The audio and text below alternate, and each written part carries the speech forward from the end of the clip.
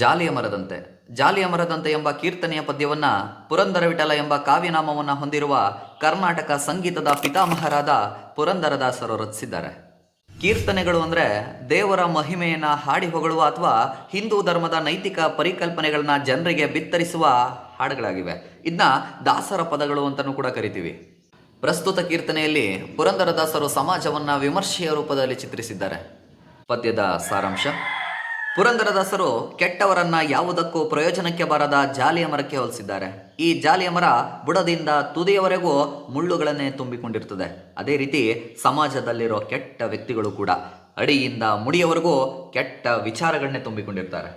ಈ ಜಾಲಿಯ ಮರದಿಂದ ಸಮಾಜಕ್ಕೆ ಹೇಗೆ ಉಪಯೋಗ ಆಗೋದಿಲ್ವೋ ಅದೇ ರೀತಿ ಕೆಟ್ಟ ವ್ಯಕ್ತಿಗಳಿಂದಲೂ ನಮಗೆ ಯಾವುದೇ ರೀತಿ ಉಪಯೋಗ ಆಗೋಲ್ಲ. ಅದರಿಂದ ಜಾಲಿಯ ಮರ ಹಾಗೂ ದುರ್ಜನರು ಭೂಮಿ ಮೇಲೆ ವ್ಯರ್ಥವಾಗಿ ಬದುಕಿದ್ದಾರೆಂದು ಪುರಂದರ ದಾಸರ ಅಭಿಪ್ರಾಯ.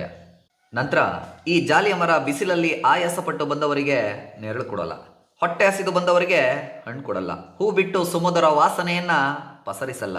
ಇದರ ಕೆಳಗಡೆ ಮುಳ್ಳುಗಳು ಬಿದ್ದಿರೋದ್ರಿಂದ ಮತ್ತು ನೆರಳು ಇಲ್ಲದಿರೋ ಕಾರಣದಿಂದ ಇಲ್ಲಿ ಕೂತ್ಕೊಳ್ಳಿಕ್ಕೂ ಯಾರಿಗೂ ಸಾಧ್ಯ ಆಗೋಲ್ಲ. ಈ ಜಾಲಿಯ ಮರದ ರಸ ವಿಷದಂತೆ ಕಹಿಯಾಗಿರೋದ್ರಿಂದ ಆಸ್ವಾದಿಸ್ಲಿಕ್ಕೂ ಸಾಧ್ಯವಾಗೋಲ್ಲ. ಇದೇ ರೀತಿ ನಮ್ಮ ಸುತ್ತಮುತ್ತಲ ಕೆಟ್ಟ ವ್ಯಕ್ತಿಗಳ ಸಹವಾಸ ಕೂಡ. ಹೀಗೆ ಮುಂದುವರೆದು ಕೆಟ್ಟ ವ್ಯಕ್ತಿಗಳ ಕುರಿತು ಹೀಗೆ ಹೇಳ್ತಾರೆ: ಊರ ಹಂದಿಗಳು ಯಾವಾಗಲೂ ಕೆಸರು ಮತ್ತು ಗಲೀಜುಗಳಲ್ಲಿ ಒದ್ದಾಡ್ತಾ ವಾಸಿಸ್ತಿರೋದ್ರಿಂದ ಗಬ್ಬು ನಾತ ಹೊಡಿತಿರ್ತವೆ. ಈ ದುರ್ನಾತದ ಹಂದಿಗಳಿಗೆ 6 ಬಗೆಯ ಆಹಾರಗಳಾದ ಉಪ್ಪು, ಹುಳಿ, ಖಾರ, ಸಿಹಿ, ಕಹಿ, ಒಗರಿನ ಆಹಾರವನ್ನು ಬಡಿಸಿದ್ರೆ ಅದರ ದುರ್ನಾತ ಕಡಿಮೆ ಆಗ್ತದಾ? ಖಂಡಿತ ಇಲ್ಲ. ಇದೇ ರೀತಿಯಲ್ಲಿ ಕೆಟ್ಟ ಕೆಲಸಗಳನ್ನ ಮಾಡ್ತಿರೋ ಘೋರವಾದ ಪಾಪಿಗಳಿಗೆ ತತ್ವಜ್ಞಾನವನ್ನು ಹೇಳಿದರೆ ಅವನು ತನ್ನ ಕೆಟ್ಟ ಕೆಲಸಗಳನ್ನ ಬಿಟ್ಟು ಒಳ್ಳೆಯವನಾಗ್ತಾನ? ಅವರುಗಳ ಹುಟ್ಟು ಗುಣಗಳನ್ನ ಉಪದೇಶದ ಮಾತುಗಳಿಂದ ಬದಲಾಯಿಸಲಿಕ್ಕೆ ಸಾಧ್ಯವಾಗುತ್ತಾ? ಖಂಡಿತವಾಗ್ಲೂ ಇಲ್ಲ ಎಂದು ಹೇಳ್ತಾ ನಂತರ ಕೆಲ ಜನರು ತಮ್ಮನ್ನು ತಾವು ಹೊಗಳಿಕೊಳ್ಳೋ ದುರ್ಜನರನ್ನ ಕುರಿತು ಇಂತಹ ಕೆಟ್ಟ ವ್ಯಕ್ತಿಗಳು ಸಮಾಜಕ್ಕೆ ಸ್ವಲ್ಪವೂ ಕೂಡ ಉಪಯೋಗವನ್ನು ಮಾಡದೆ ತಮ್ಮನ್ನು ತಾವು ಹೊಗಳಿಕೊಳ್ತಿರ್ತಾರೆ. ಬಣ್ಣ ಬಣ್ಣದ ಮಾತುಗಳನ್ನು ಆಡಿ ಇತರರಿಗೆ ಮೋಸ ಮಾಡ್ತಾರೆ. ಇಂಥವರು ಸಮಾಜಕ್ಕೆ ಭಾರವಾದ ವ್ಯಕ್ತಿಗಳಿದ್ದಂತೆ, ಅನ್ನ ತಿನ್ನಲಿಕ್ಕೆ ಕಚ್ಚಾಡುವ ನಾಯಿಗಳಂತೆ. ಇಂಥವರು ತಮ್ಮ ಕೆಲಸವನ್ನು ಸಾಧಿಸಿಕೊಳ್ಳಲಿಕ್ಕೆ ಯಾವ ಕೆಲಸವನ್ನಾದರೂ ಕೂಡ ಮಾಡ್ತಾರೆ ಎಂಬ ವಿಚಾರಗಳನ್ನು ಪುರಂದರದಾಸರು ಈ ಕೀರ್ತನೆಯಲ್ಲಿ ಹೇಳಿದ್ದಾರೆ.